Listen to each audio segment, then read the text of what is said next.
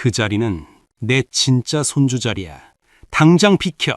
14명의 친척들 앞에서 아버지가 제 10살짜리 딸아이를 의자에서 밀어버렸습니다. 아이는 그대로 바닥에 나뒹굴었죠.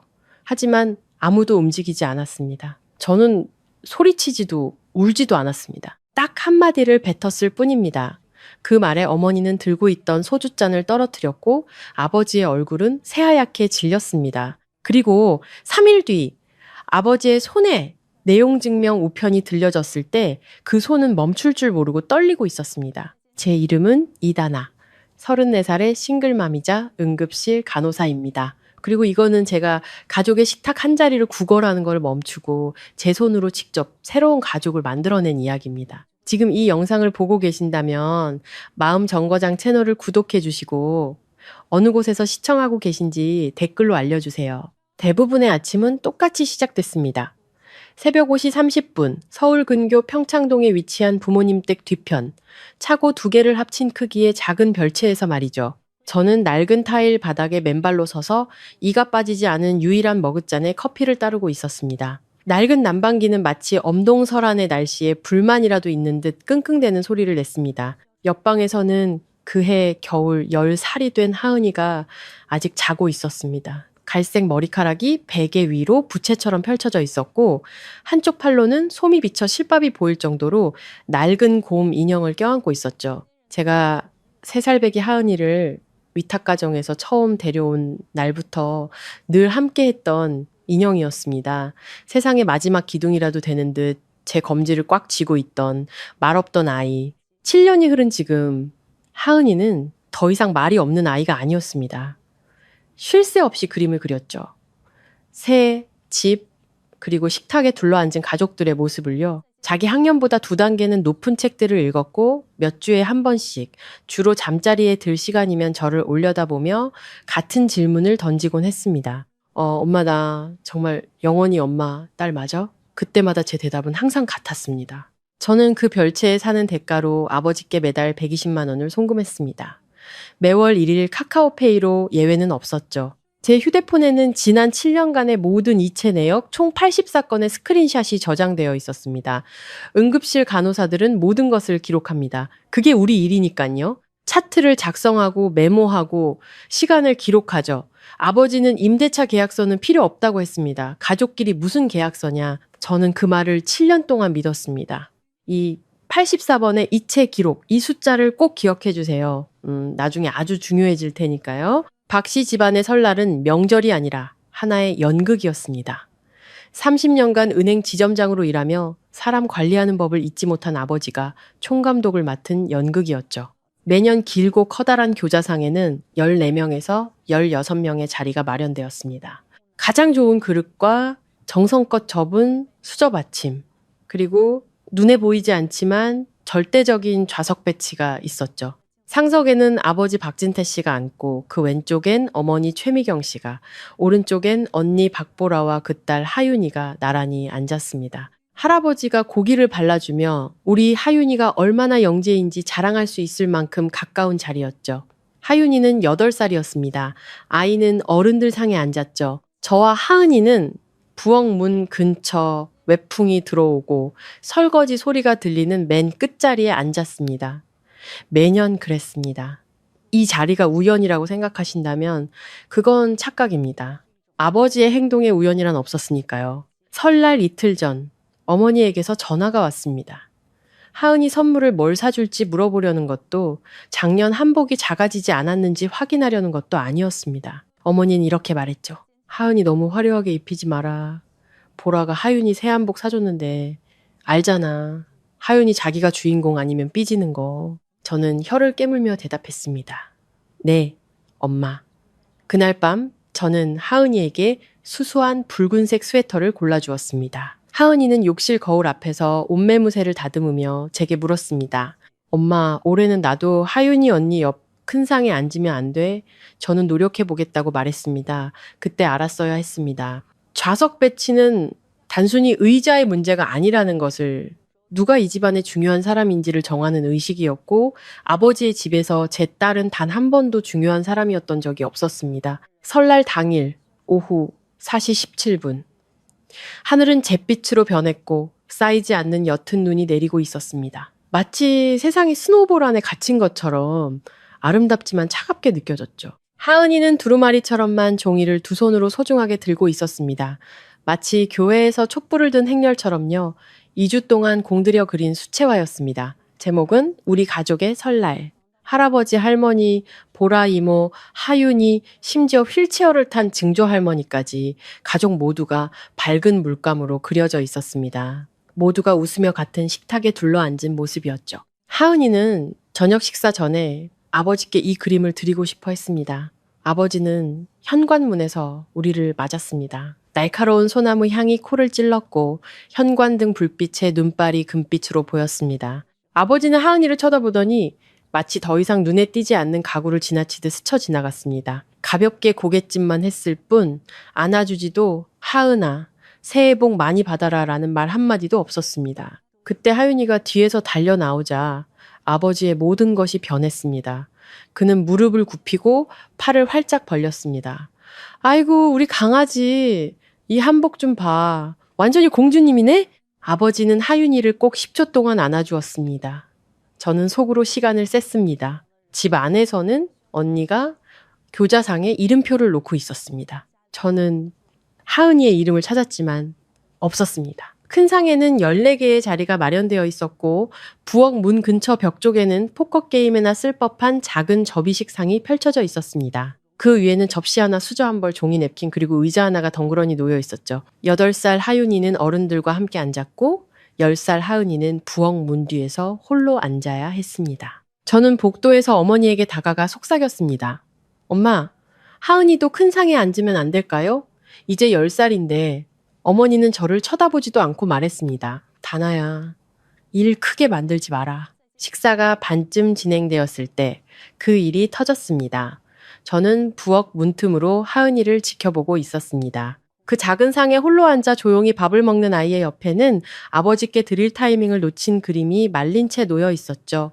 하은이는 계속해서 큰 상을 힐끗거렸습니다. 하윤이가 웃는 모습, 아버지가 하윤이의 접시에 갈비를 더 얹어주며 발레 발표회 이야기를 하는 모습을요. 그때 하은이가 일어섰습니다. 그림을 집어들고 큰 상으로 걸어와 유일하게 비어있던 자리에 앉았습니다. 오지 않은 사촌 오빠의 자리였죠. 바로 제 옆이었습니다.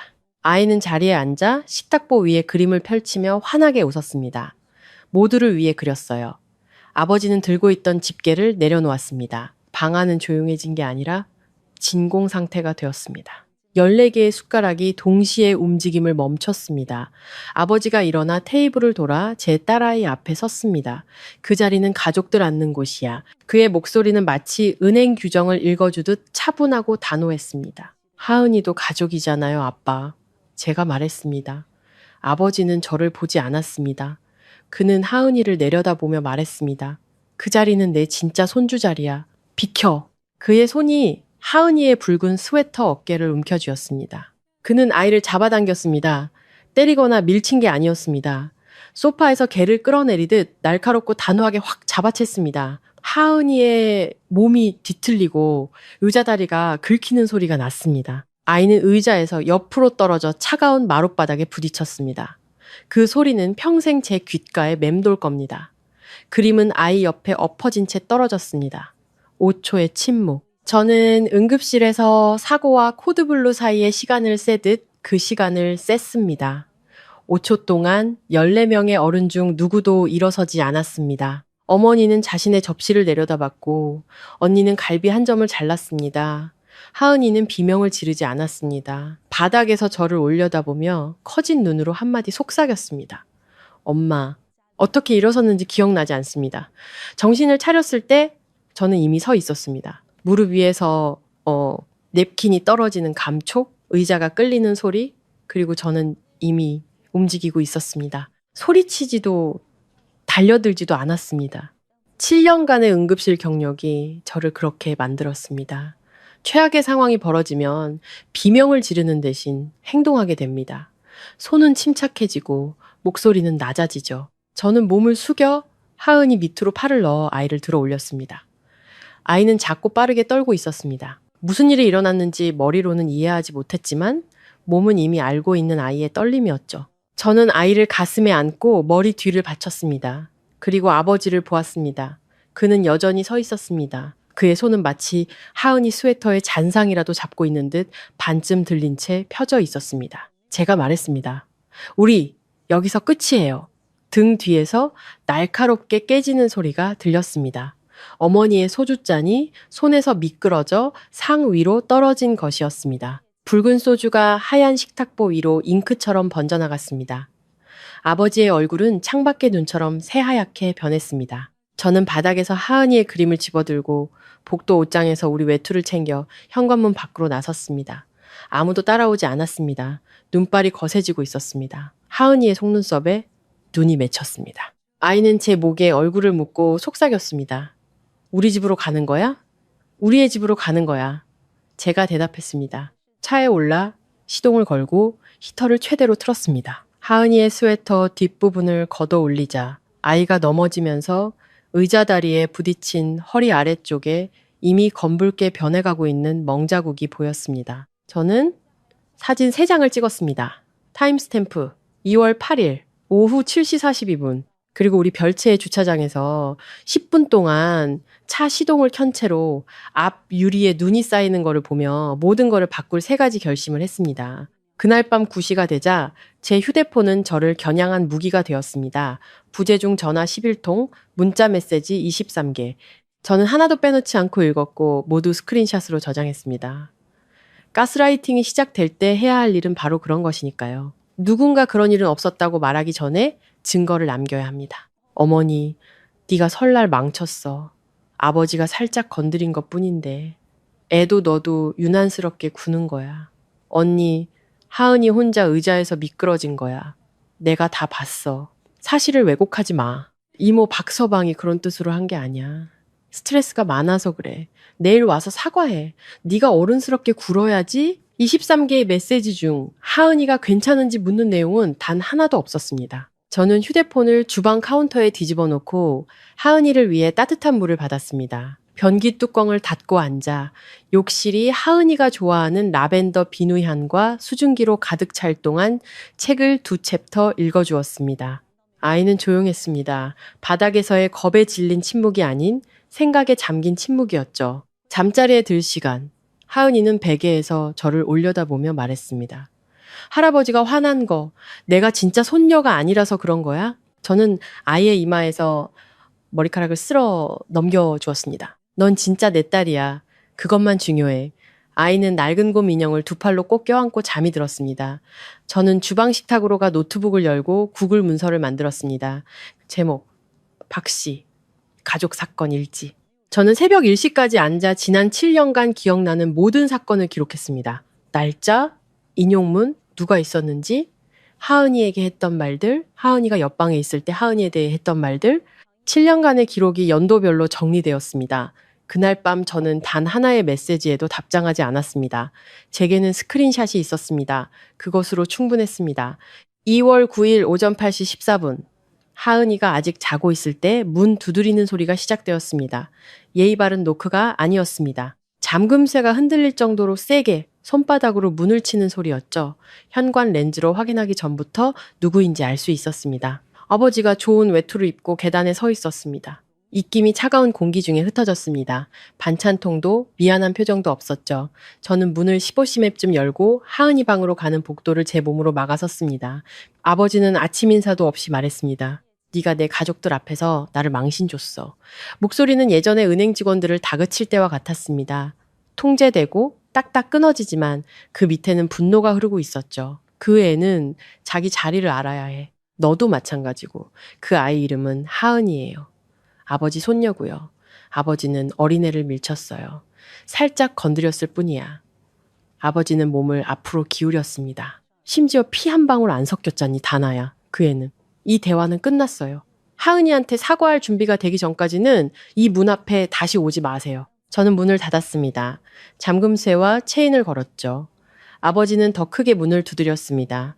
그리고 그의 목소리가 나무 문을 뚫고 들려왔습니다. 새벽 3시병 원 벽 너머로 들려오는 소리처럼 희미하지만 분명하게. 여긴 내 소유야. 내 소유의 집에 내가 언제든 오겠다는데 저는 휴대폰을 꺼내 음성 메모 앱을 켜고 문에서 15cm 떨어진 곳에 들었습니다. 아버지는 47초 동안 계속 소리쳤습니다. 47초간의 내 소유, 내 집, 피 한 방울 안 섞인, 그리고 은혜도 모르는이라는 말들. 저는 심폐소생술을 할 때처럼 미시시피를 세며 휴대폰을 든 채 가만히 서 있었습니다. 타임스탬프 2월 9일 오전 10시 14분. 아버지는 그 집을 자신의 소유라고 했습니다.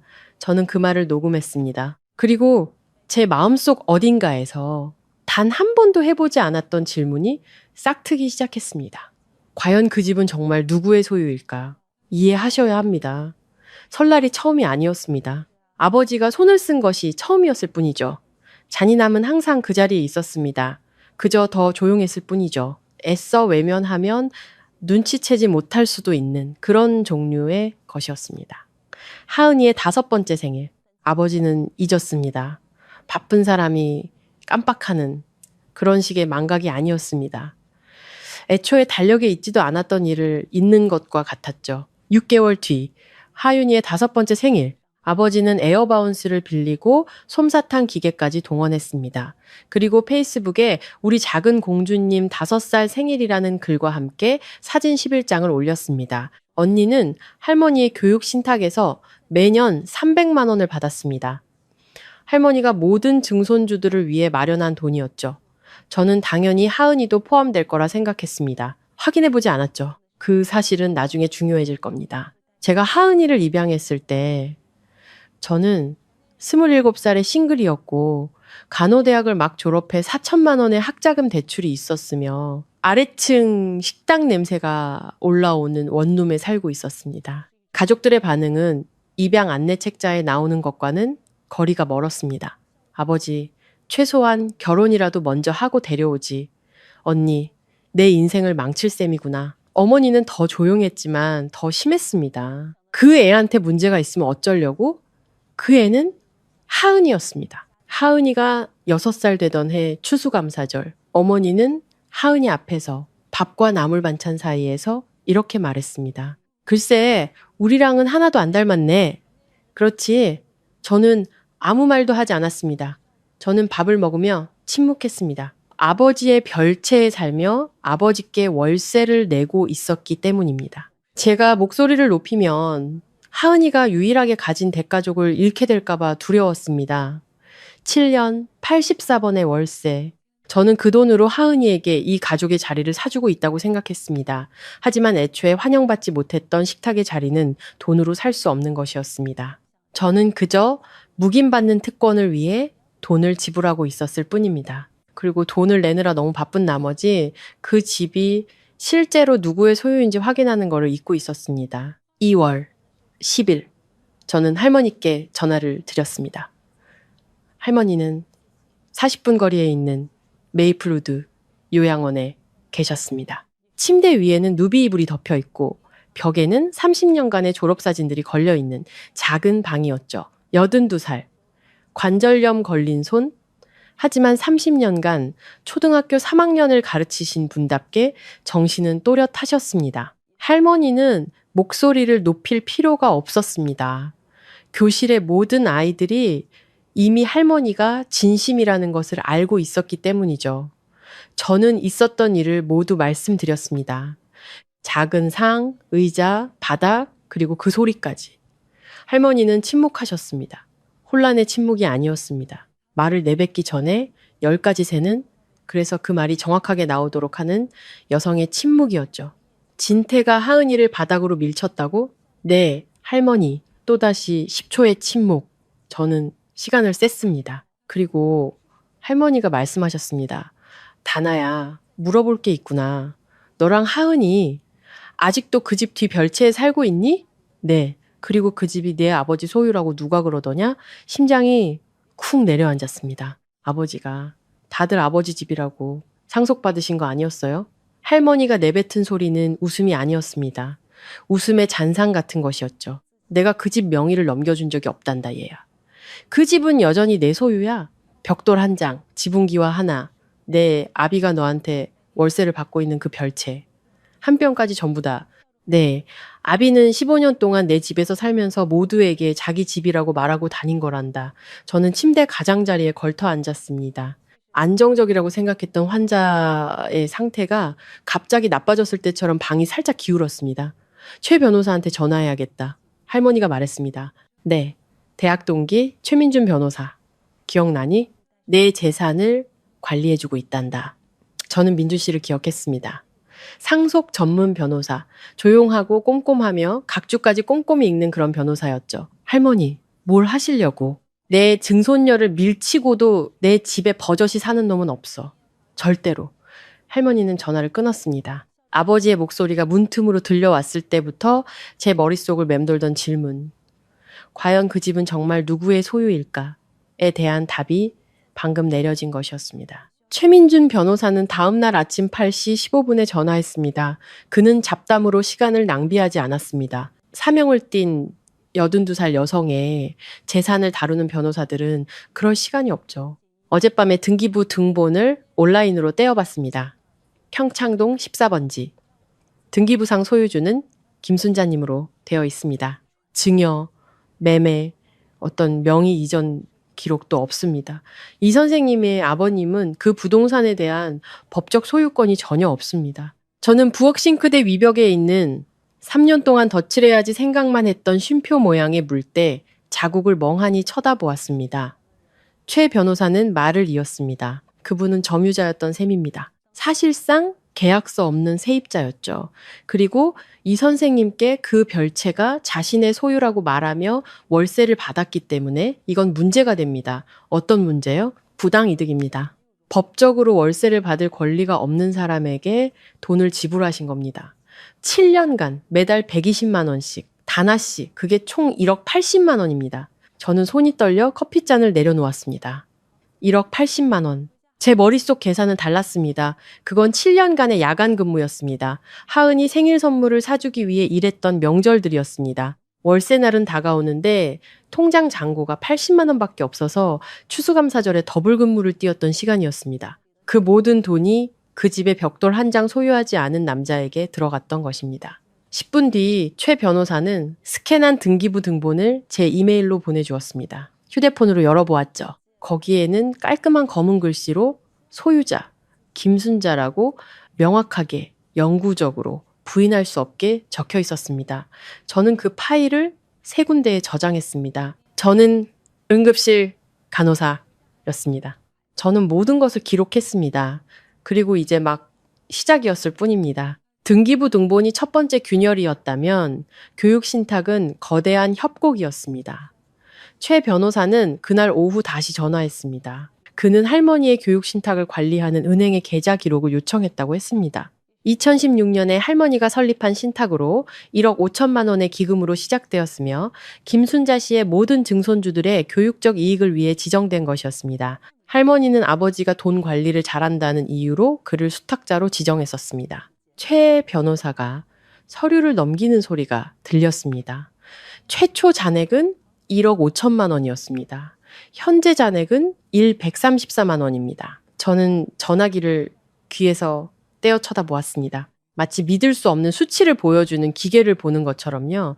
나머지 돈은 어디로 갔나요? 2019년부터 2024년 사이에 14건의 인출이 있었습니다. 모두 교육비 명목입니다. 수혜자는 박하윤. 그는 잠시 말을 멈췄습니다. 다나 씨, 하윤이는 공립학교에 다닙니다. 학비가 없죠. 언니 딸의 이름으로 무상교육을 받는 아이를 위해 1억 원이 넘는 돈이 인출된 것이었습니다. 저는 2년 전 언니의 아파트 인테리어 공사, 유럽 여행, 그리고 인스타그램 스토리에 나를 위한 선물, 이 정도는 받을 자격 있어 라는 글과 함께 올라오던 명품 가방들을 떠올렸습니다. 하은이는요? 제가 물었습니다.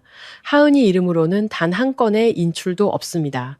이번에는 더 긴 침묵이 흘렀습니다. 사실 하은이는 아예 수혜자로 등재되어 있지도 않습니다. 신탁 계약서에는 모든 증손주라고 명시되어 있지만 수탁자인 아버님께서 하은이를 추가하지 않으셨습니다. 하은이를 포함시킬 행정적 의무가 있었지만 그렇게 하지 않기로 선택한 거죠. 1억 원이 넘는 돈이 사라졌고 제 딸의 이름은 서류 어디에도 없었습니다. 자격이 없어서가 아니라 아버지가 그렇게 만들었기 때문이었습니다. 저는 눈을 감고 심호흡을 했습니다. 그리고 설날 이후 처음으로 분노보다 더 차가운 감정을 느꼈습니다. 그날 저녁 최 변호사는 저와 할머니 세 사람이 함께하는 통화를 주선했습니다. 저는 주방 식탁에 노트북을 펴고 앉았습니다. 하은이 방문은 닫혀 있었고 복도를 따라 아이가 듣는 오디오북 소리가 희미하게 들려왔습니다. 용과 친구가 되는 소녀에 대한 이야기. 모든 것이 결국 잘 풀리는 그런 종류의 이야기였죠. 최 변호사는 할머니께 모든 것을 설명했습니다. 등기부 등본, 월세, 신탁, 14건의 인출, 누락된 수혜자.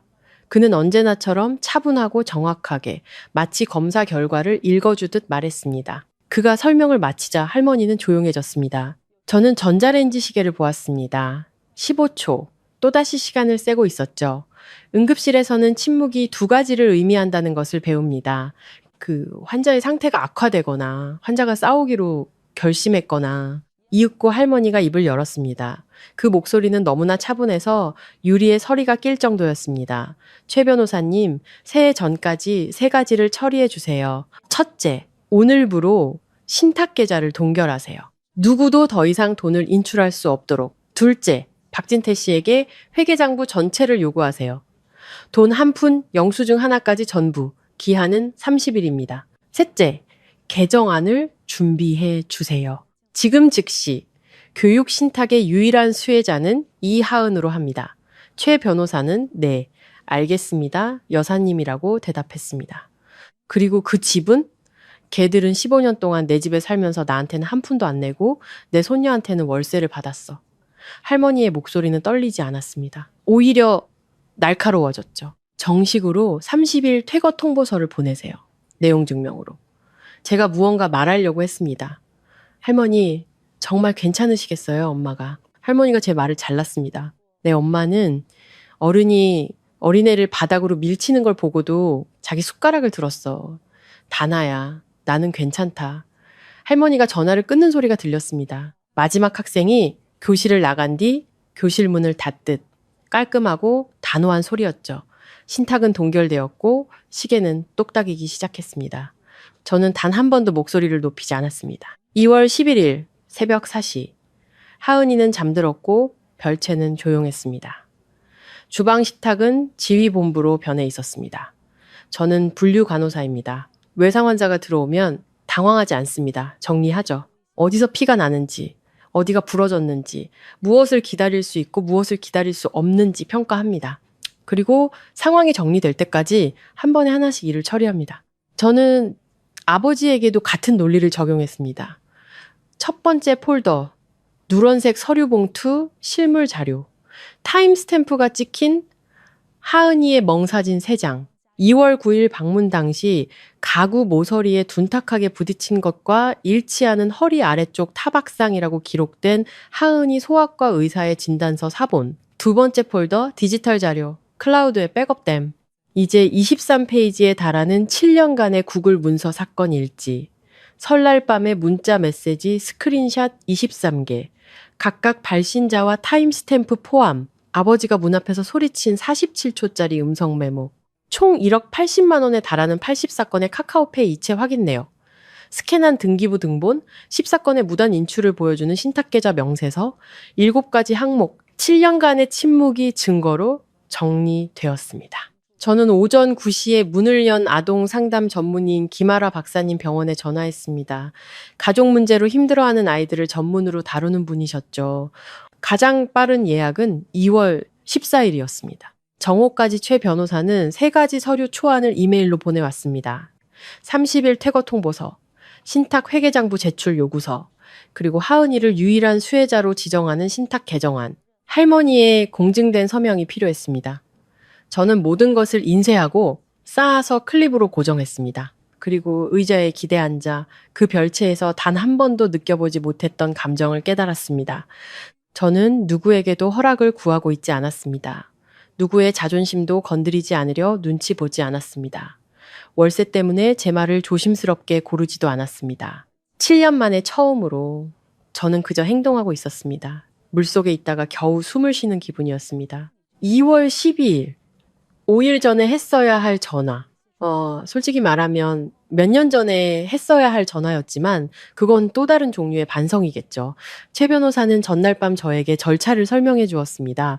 성인이 10살짜리 아이에게 물리력을 사용해 넘어뜨렸고 눈에 보이는 멍까지 생겼습니다. 대한민국 법에 따르면 이는 아동보호 전문기관에 신고할 수 있는 기준을 충족합니다. 부모로서 신고하실 수 있습니다. 저는 오전 10시에 주방 식탁에 앉아 포스트잇에 적힌 신고번호를 보고 있었습니다. 하은이는 별채 다른 쪽 끝 거실 바닥에 다리를 꼬고 앉아 수채화 물감으로 흰 올빼미를 그리고 있었습니다. 제가 앉은 곳에서 아이의 뒤통수가 보였습니다. 잠에서 깬 지 얼마 안 돼. 헝클어진 갈색 머리, 그림에 집중하느라 숙인 고개. 저는 번호를 눌렀습니다. 손이 떨렸습니다. 두려워서가 아니었습니다. 6온스짜리 전화기 위로 7년의 세월이 짓누르는 무게 때문이었습니다.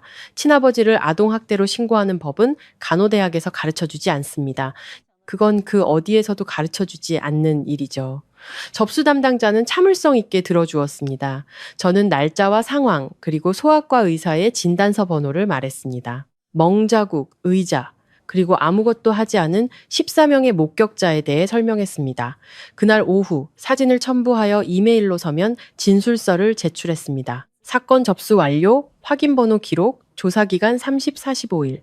담당 조사관이 박진태 씨에게 연락해 면담을 진행할 것이었습니다. 저는 전화기를 내려놓고 붓을 빛에 비춰보며 색을 확인하고 있는 하은이를 바라보았습니다. 아이는 제가 방금 그 전화를 건 사실을 몰랐습니다. 알 필요도 없었죠. 그게 제 일이었습니다. 아이가 따뜻한 방 안에서 안전하게 흰 올빼미를 계속 그릴 수 있도록 아이가 할 수 없는 전화를 대신 거는 거. 몇 년 전에 눌렀어야 할 번호를 든 채 망설여 본 적이 있다면 그 순간이 얼마나 큰 대가를 치렀는지 정확히 이해하실 겁니다. 그리고 이 이야기는 아직 끝나지 않았습니다.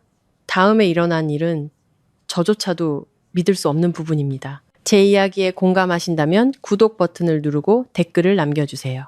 그 설날 밤 여러분이었다면 어떻게 하셨을까요? 계속 가보겠습니다. 12월 31일 대부분의 사람들이 샴페인을 터뜨리고 제야의 종소리를 기다리고 있을 때 최민준 변호사는 서울중앙우체국에 서 있었습니다. 그의 손에는 아버지의 자존심 전체를 무너뜨릴 단어가 찍힌 하얀 봉투가 들려 있었습니다. 내용 증명 우편, 배달 증명 요청.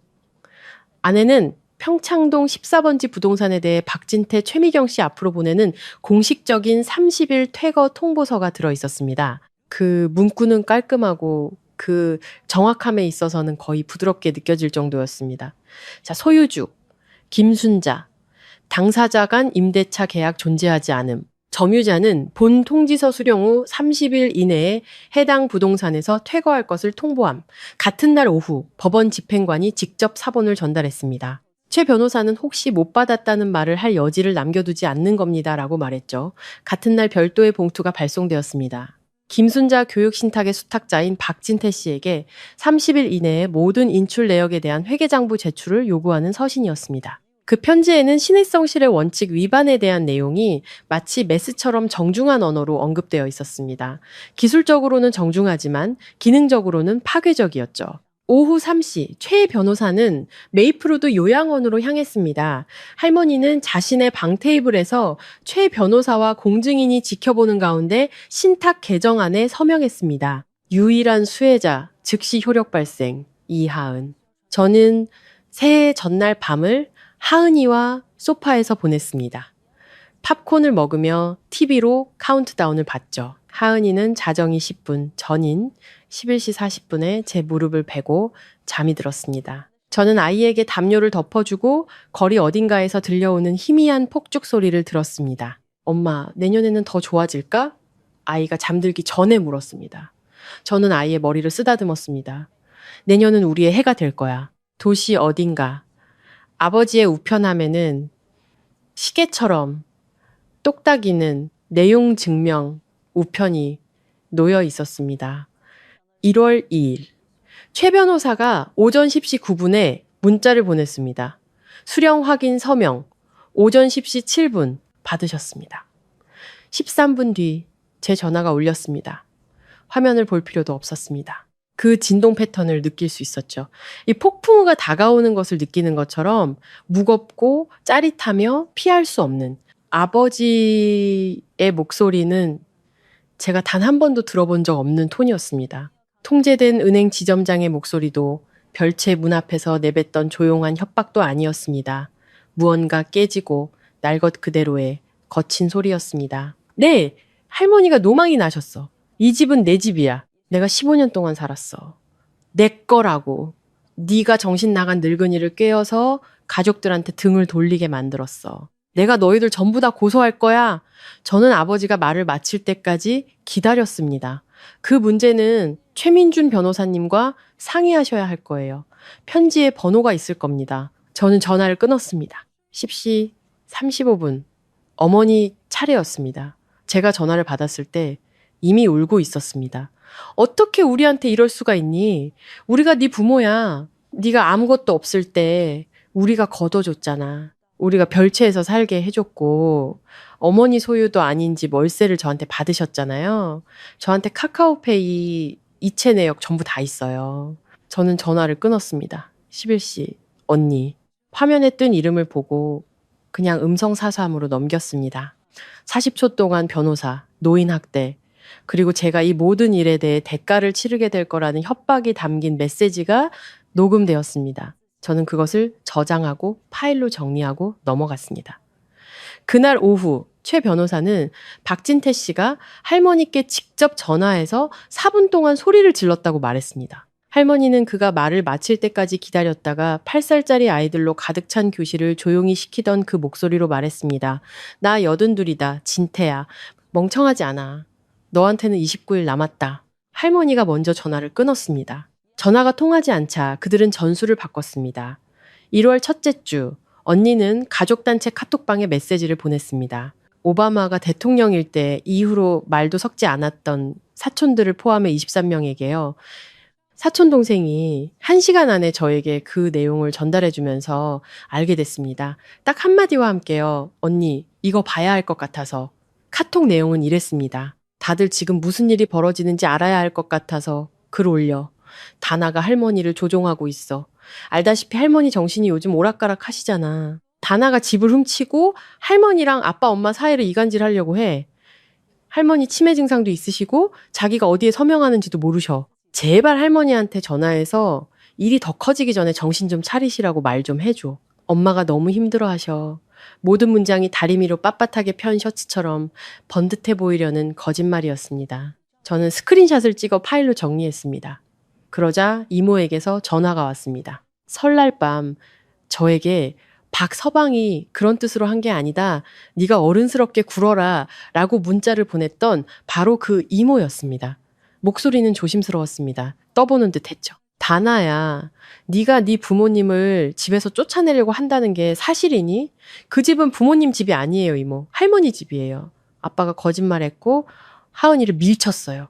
박서방은 절대 그럴 사람이. 저 녹음 파일 있어요. 침묵. 그리고 나서 저는 그 47초짜리 음성 메모를 보냈습니다. 내 소유, 피 한 방울 안 섞인, 은혜도 모르는 이라는 말이 담긴 바로 그 파일을요, 다른 말은 하지 않았습니다.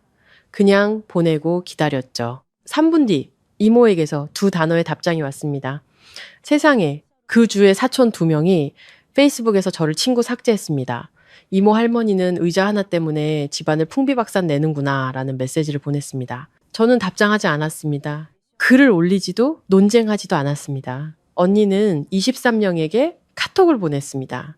저는 단 한 명에게 녹음 파일 하나를 보냈습니다. 영수증은 관객이 필요 없습니다. 제대로 들을 귀만 있으면 되죠. 1월 14일.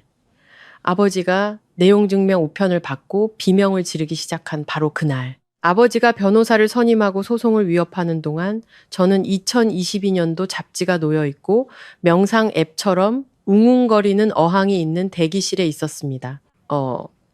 하은이는 김아라 박사님과 함께 닫힌 문 뒤에 있었습니다. 45분.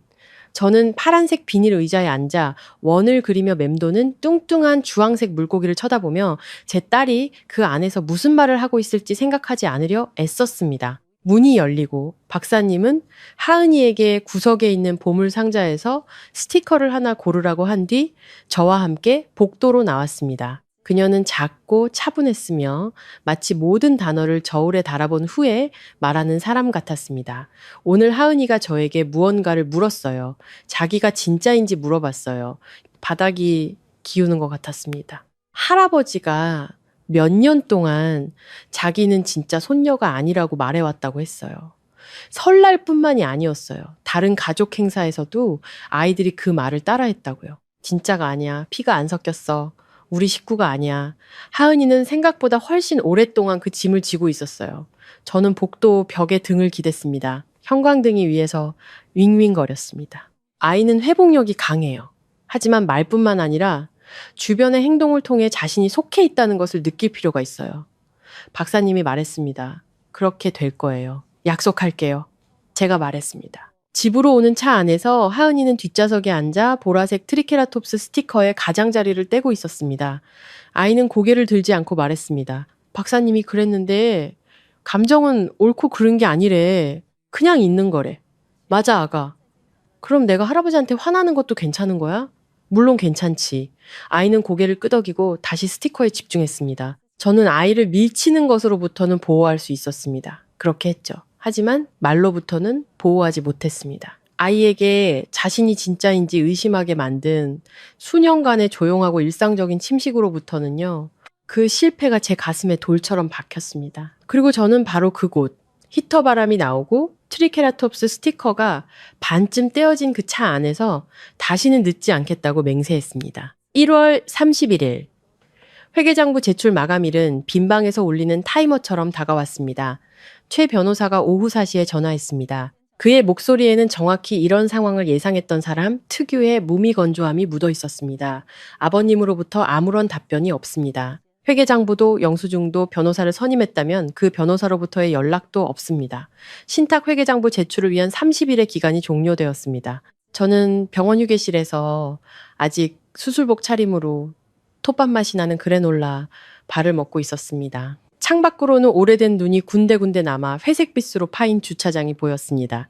이제 어떻게 되나요? 관련 법규에 따라 수탁자가 신탁 설정자나 수혜자의 요구에 응해 회계장부를 제공하지 않을 경우 가정법원을 통해 해임될 수 있습니다. 내일 박진태 씨를 김순자 교육신탁의 수탁자 자리에서 해임하고 모든 지출에 대한 법원 명령 감사를 요청하는 청원서를 제출할 겁니다.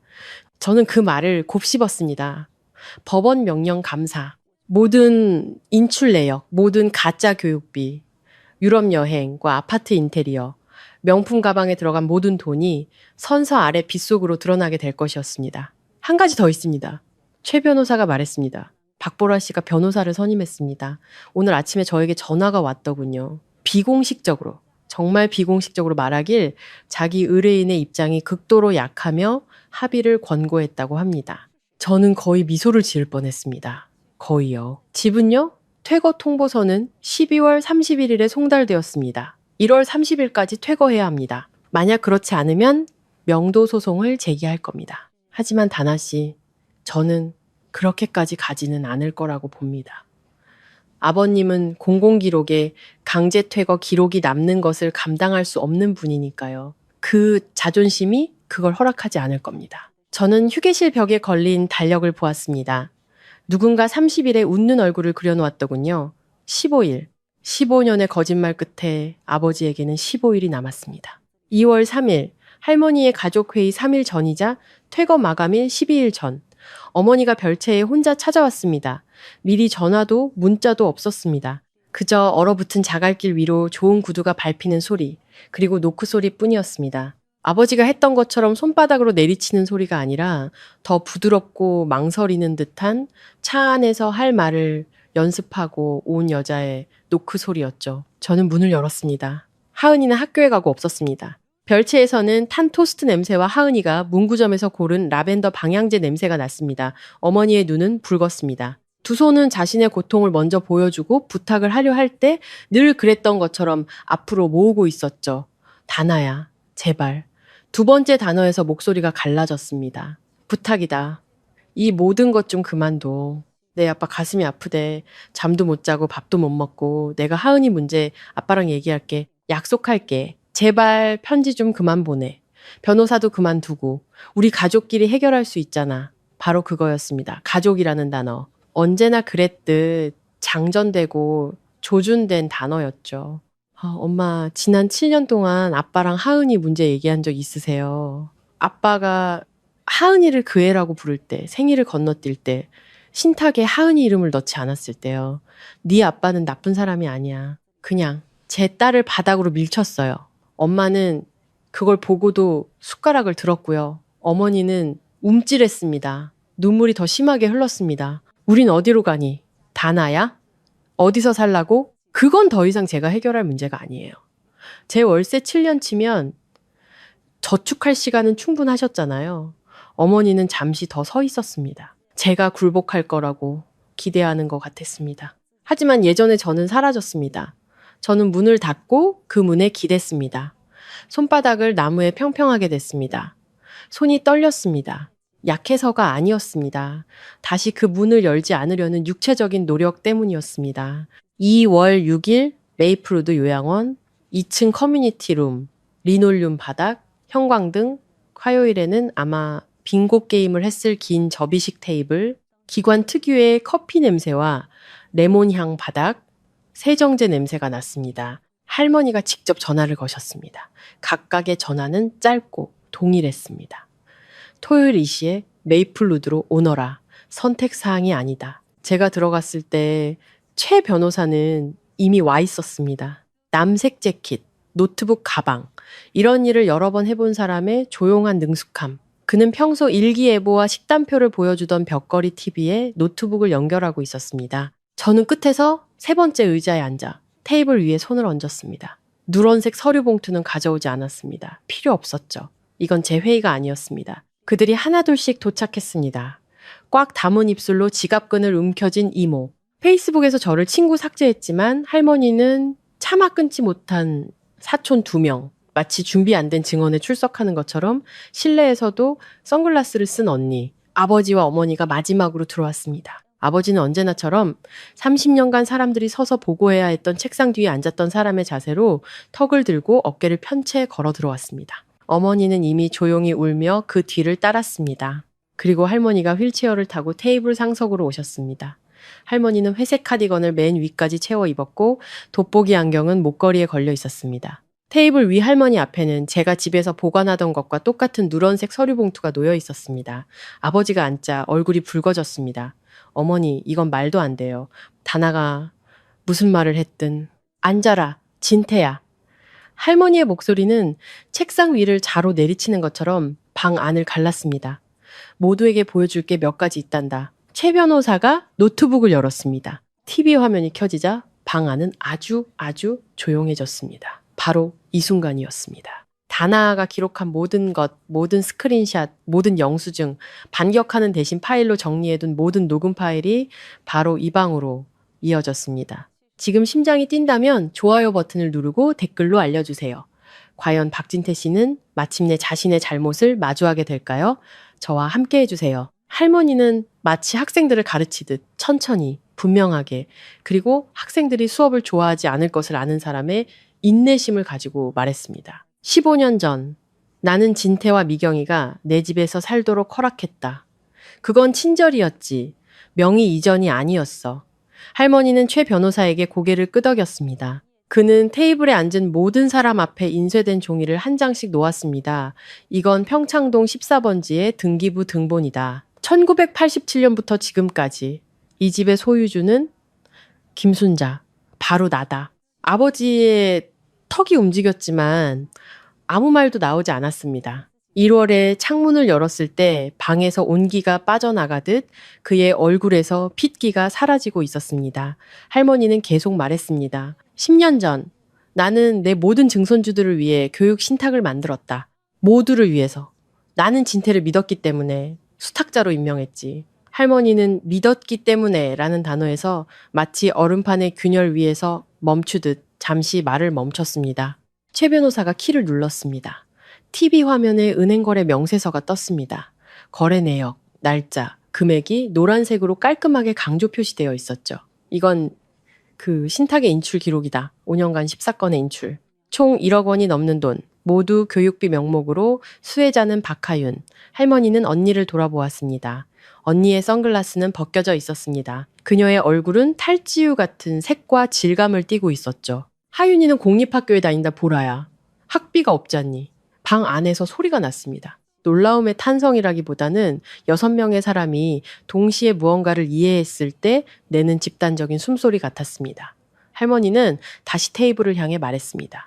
목소리는 흔들리지 않았습니다. 그리고 내 증손녀, 다나의 딸 이하은이는 수혜자로 추가된 적이 없다. 자격이 없어서가 아니라 수탁자인 진태가 그 아이는 가족이 아니라고 결정했기 때문이지. 할머니는 가족이라는 단어를 마치 테이블 중앙에 박힌 모처럼 공중에 매달아 놓았습니다. 아버지가 일어섰습니다. 의자가 리놀륨 바닥 위에서 끼익 소리를 냈습니다. 이건 저는 명의를 이전할 생각이었어요. 신탁도 제대로 관리하고 있었고요. 보라가 하윤이 교육활동비가 필요하다고 해서 수탁자로서 판단을 내린 겁니다. 그럼 학비 영수증 하나라도 보여줘봐라. 할머니가 말했습니다. 방안은 숨을 죽였습니다. 송장 하나, 등록금 고지서 하나, 1억 원이 그 아이 교육에 쓰였다는 걸 증명하는 단 하나의 항목이라도 보여줘봐. 아무것도 없었습니다. 아버지의 입이 열렸다 닫혔습니다. 그는 언니를 보았습니다. 언니는 자신의 손을 내려다보았습니다. 엄마 말씀드려. 그건 활동비랑 과외비, 그런 교육 프로그램 비용이었어.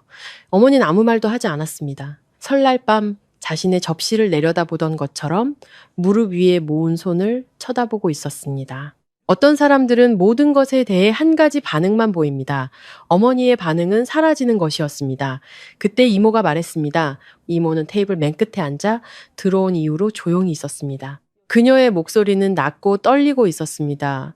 눈물 때문이 아니라 자신이 거짓말쟁이를 옹호했다는 사실을 깨달았을 때 오는 그런 종류의 분노 때문이었습니다. 형부, 저한테는 다나가 문제라고 하셨잖아요.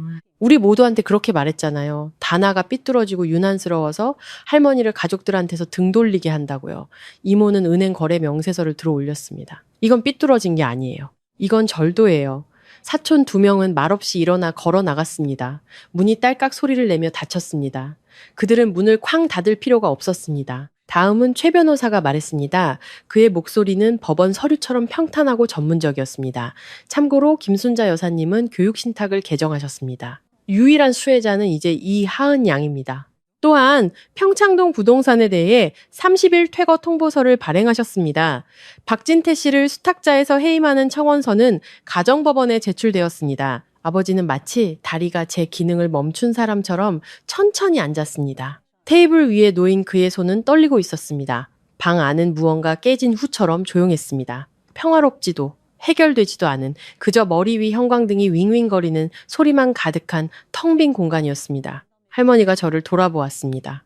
작고 관절염으로 마디가 굵어진 손이 테이블 위, 제 팔 근처에 놓였습니다. 너는 할 말 없니? 얘야? 저는 말할 계획이 없었습니다.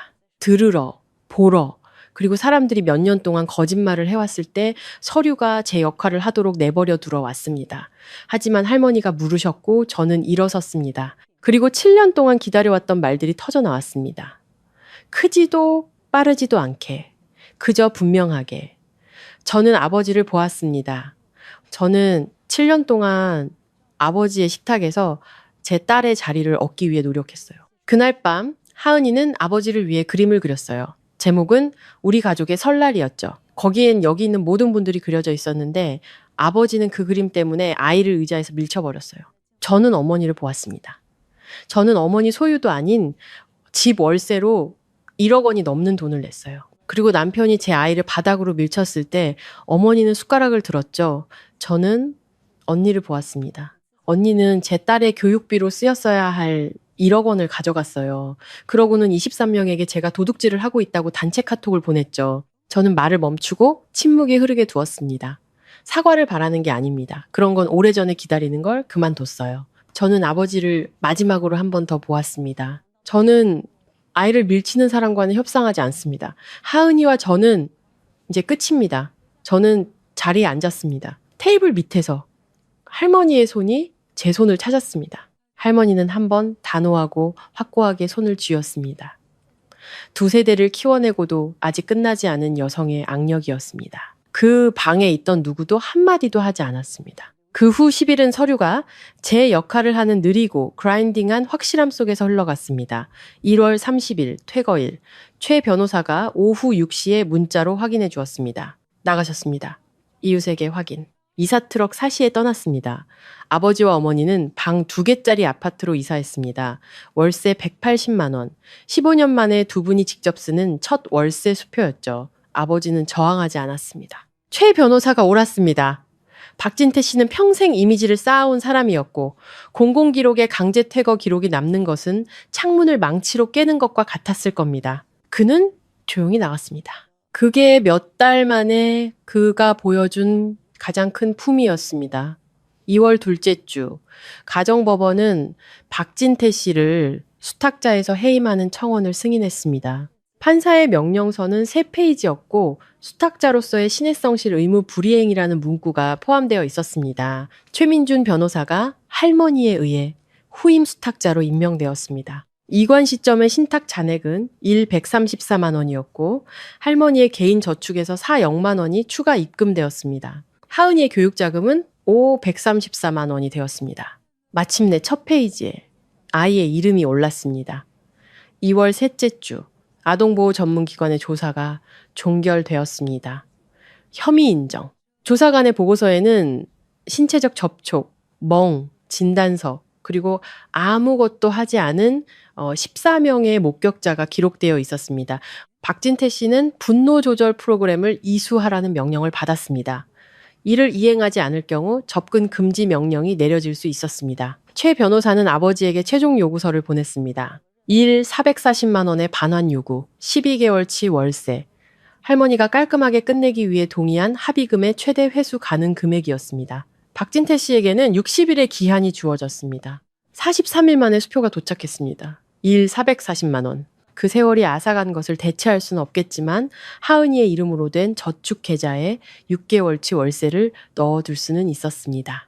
언니는 아버지보다 더 오래 버텼지만 영수증은 고집을 신경 쓰지 않습니다. 3월 첫째 주 최 변호사는 후임 수탁자 자격으로 언니 박보라 씨에게 공식적인 요구서를 보냈습니다. 무단으로 인출된 신탁자금 1억 원에 대한 반환 요구였습니다.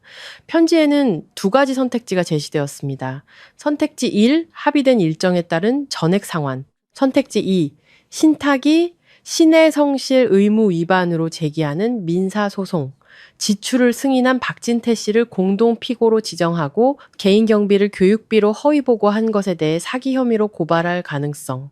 언니의 변호사는 48시간 이내에 최 변호사에게 연락했습니다. 그들은 3월 중순에 합의했습니다. 6영만 원을 24개월 동안 매달 250만 원씩 상환하는 조건이었습니다. 전액은 아니었지만 할머니는 승인했습니다. 나는 하은이를 위해 그 돈을 돌려받고 싶은 거지 전쟁을 하고 싶은 게 아니야. 할머니는 최 변호사에게 말했습니다. 전쟁은 비싸고 지키려던 것들마저 부서지게 만들지 매달 상환되는 돈은 하은이의 교육신탁으로 직접 입금될 것이었습니다. 조용히 언니의 전화를 받지 않기 시작한 이모를 통해 들었습니다. 언니는 렉서스를 팔고 중고 국산차로 바꿨다고 했습니다. 여름 유럽 여행은 취소되었고 언니의 남편은 요구서가 도착했을 때 처음으로 그 인출 규모를 알게 되었다고 합니다. 이모가 전한 말에 따르면 그는 완전히 속았다고 했다더군요. 저는 만족감을 느끼지 않았습니다. 솔직히 말해서요. 영화 속 악당이 쓰러질 때 주인공들이 느끼는 그런 쾌감은 없었습니다. 피곤했고 머리가 맑아졌습니다. 그리고 안도감에 가까운 감정을 느꼈습니다. 몇 주 동안 잘못 붙은 채로 걸었던 뼈가 마침내 제자리를 찾았을 때 느끼는 그런 기분이었죠. 저는 최 변호사에게 제가 스스로에게 했던 것과 같은 말을 했습니다. 언니가 고통받는 걸 원하지 않아요. 저는 하은이가 언제나 가졌어야 할 것을 갖기를 원할 뿐이에요. 3월 14일 최 변호사는 제 이름으로 이메일을 보냈습니다. 아버지, 어머니, 그리고 언니에게 보내는 한 문단짜리 글이었습니다. 수술 기록처럼 깔끔했죠. 추후 공지가 있을 때까지 저나 제 딸 하은이에게 직접적인 연락을 삼가 주실 것을 요청합니다. 필요한 모든 연락은 아래 주소와 번호로 제 변호사인 최민준 변호사에게 해주시기 바랍니다. 저는 이유를 설명하지 않았습니다. 불만을 나열하지도 않았습니다. 언젠가는이나 우리 모두 준비가 되면 같은 말로 여지를 남기지도 않았습니다. 저는 그냥 선을 긋고 그 뒤에 섰습니다. 아버지는 최 변호사를 통하지도 이메일로도 아닌 별채 우편함에 직접 넣은 손편지로 답장했습니다. 저는 그 필체를 알아보았습니다. 그가 생일카드를 보낼 때 기억한다면 사용하던 그 날카로운 필체였죠. 4줄. 네가 이 가족을 망쳤다.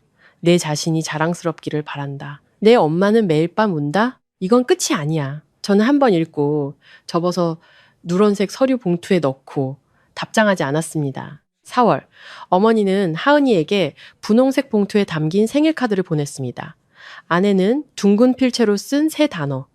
사랑하는 할머니가 설날에 대한 언급도, 바닥에 대한 언급도, 일어났던 일을 인정해야만 하는 어떤 것에 대한 언급도 없었습니다. 저는 하은이가 잠든 후 침대 가장자리에 앉아 그 카드를 오랫동안 들고 있었습니다.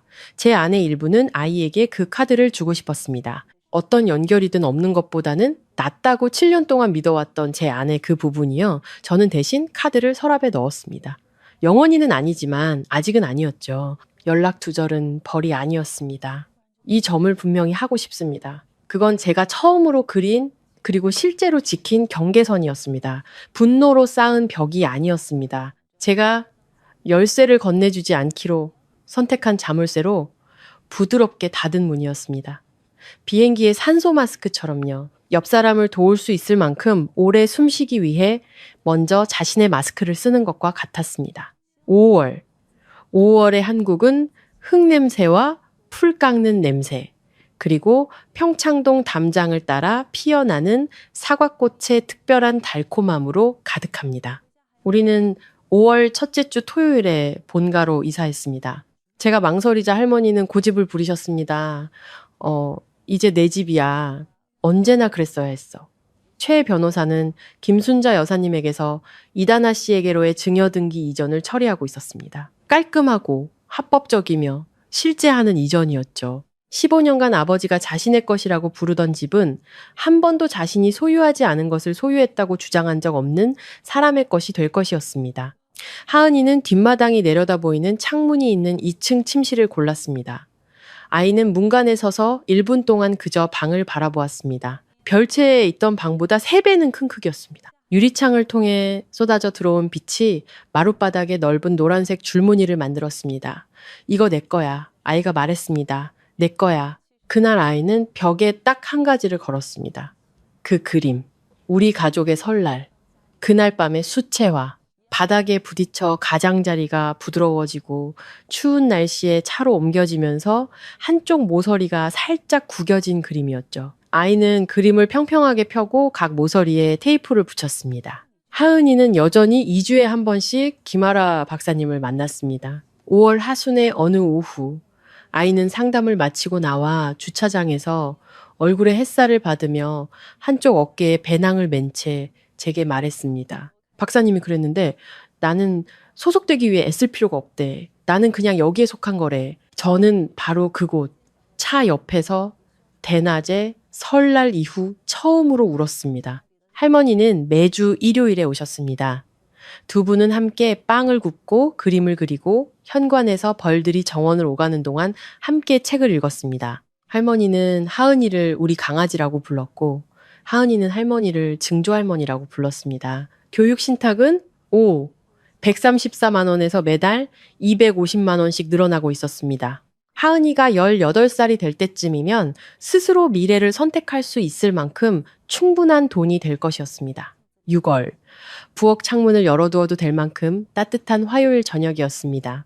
저는 가스레인지 앞에서 나무 주걱을 손에 들고 있었습니다. 하은이가 좋아하는 파스타, 나비처럼 생겼다고 말하는 리본 모양 파스타가 담긴 냄비에서 김이 피어오르고 있었죠. 뒷마당은 황금빛이었고 자작나무들이 마지막 빛을 받고 있었습니다. 울타리 기둥 위에는 홍관조 한 마리가 고개를 갸웃거리며 무언가를 보고 있었습니다. 하은이가 거실에서 달려와 마룻바닥에서 양말을 미끄러뜨리며 뒤에서 제 허리를 껴안았습니다. 아이는 제 등에 얼굴을 묻었고 저는 아이의 숨결을 느꼈습니다. 엄마, 응?